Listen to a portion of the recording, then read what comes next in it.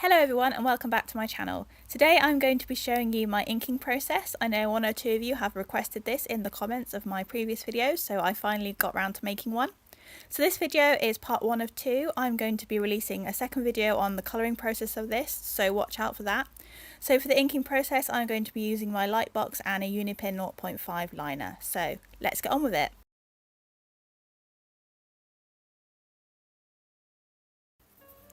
So whenever I create a piece of artwork that needs inking, I always sketch out the design first on a standard piece of printer paper and use my Lightbox to ink it onto some Bristol board later on.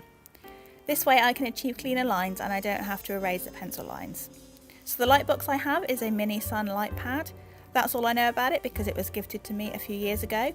But to be honest, as long as it's a decent size and has a bright light, you don't really have to buy anything fancy.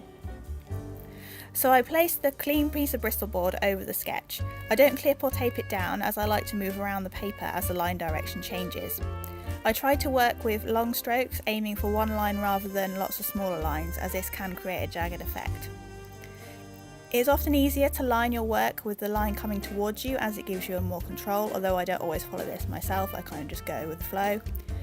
It's also good to have a strong grip as well, because this gives you more of a nice, bold, confident line. When I'm inking faces, the hardest thing for me is the jawline.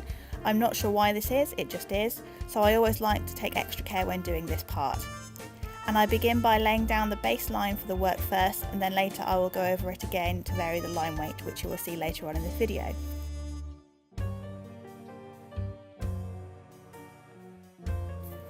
So just a little bit about this piece.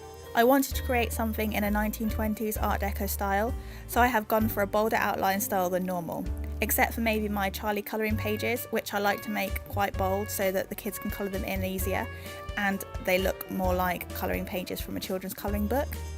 But yeah, I'm inking this piece in a very bold style to match the Art Deco. I also coloured in some of the areas with the black pen to make it even bolder. This is not something I normally do, but I think it quite works for this style. I also added pattern to her dress, which I really like. I will probably colour this piece in with my Copic markers and maybe even my Winsor & Newton metallic markers too. That's probably going to be next week's video, so watch out for that. I also tried to keep this sketch A5 size, but it ended up being too big, so I had to ink it onto A4 and then trim the edges down afterwards. But I won't waste this excess Bristol board because it's very expensive, so I'll probably use it for swatching and colour testing later when I colour it.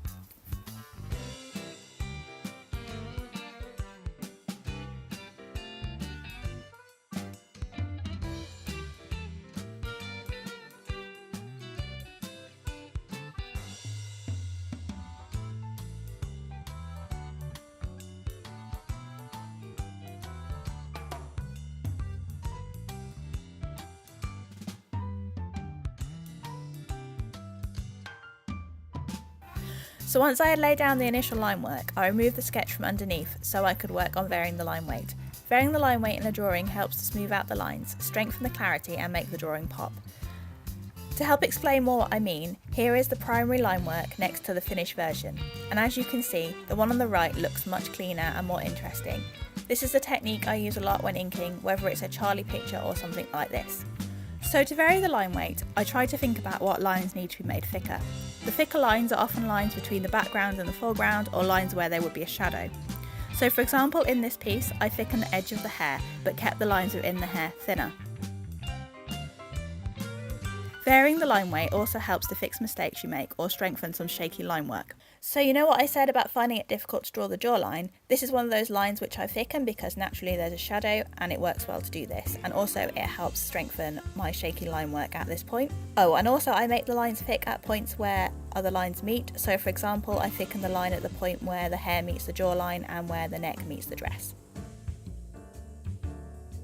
So you can also use a brush pen to vary the line weight, but I'm not very good with a brush pen as I'm too heavy-handed, so I don't do it like this for now, but I do want to learn how to do it in the future. Also, normally I don't do this step with my Lightbox because it doesn't need it. You don't want to have the sketch underneath when you're trying to vary the line weight as it can get confusing. But I didn't want to change my setup, so I just took my sketch away from underneath. Speaking of which, I had to clamp my curtains shut whilst doing this as I needed a darker space for the Lightbox. I didn't want to faff around moving my camera setup from one room to the other, so this is what I did. Here's a photo of my curtains clamped around the camera. I'm such a professional. But if you do want to learn about my camera setup and how I started my channel, you can watch the video that I made a couple of weeks ago, which I'll link in the description below. So that's all for today's video. If you are new here, please feel free to subscribe. I upload art videos every Thursday. I will be making a video on my colouring process of this, so do hit the notification bell if you don't want to miss that. And if you like this video, emotionally, then please leave a like, as that really helps me out. So that's it for now, and I'll see you next Thursday. Bye for now!